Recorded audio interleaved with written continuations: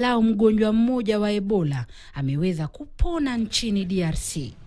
Gloria Milimu, KTN.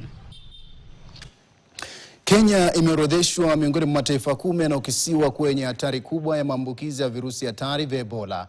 Na kuhakikisha taifa usalama wake, Wizara ya Afya imeimarisha upimaji na ufuatiliaji wa wasafiri wanaoingia nchini kupitia uwanja wa ndege wa kimataifa wa Jomo Kenyatta. Na kama anavyoarifu mwanahabari wetu Milia Kisienya, uchunguzi wa wasafiri umeimarishwa katika milango 6 ya kimataifa ya kuwasilia, huku lango nambari 16 sasa likitengwa hasa kwa abiria wanaotoka katika mataifa hayo yaliyoainishwa kuwa hatari kwa maambukizi ya Ebola nchini.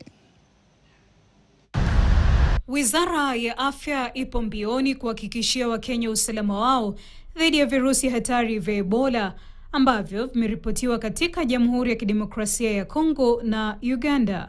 Serikali imeimarisha kwa kiwango kikubwa ufuatiliaji katika vituo vyote vya kuingilia nchini kupitia uwanja wa ndege wa kimataifa wa Jomo Kenyatta ambao ni lango kuu la kuingia nchini, huku uchunguzi wa wasafiri ukiimarishwa.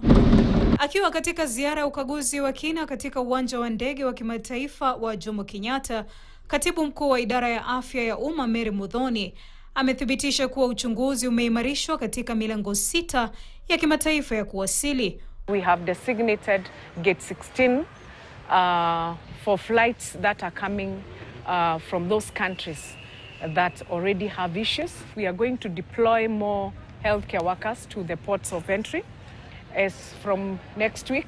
Wakati huo mlipuko wa aina ya virusi vya bundibujo unaosababisha Ebola umeendelea kuenea katika nchi zilizoathirika za Uganda na Jamhuri ya DRC Congo. Kwa mujibu wa Shirika la Afya Duniani WHO, kufikia tarehe 29 mwezi Mei mwaka huu, jumla ya visa 134 vimethibitishwa na vifo 18 vimeripotiwa katika nchi hizo mbili. Nchini DRC, visa 125 vimethibitishwa, vikiwemo vifo 17 katika majimbo ya Ituri, Kivu Kaskazini na Kivu Kusini.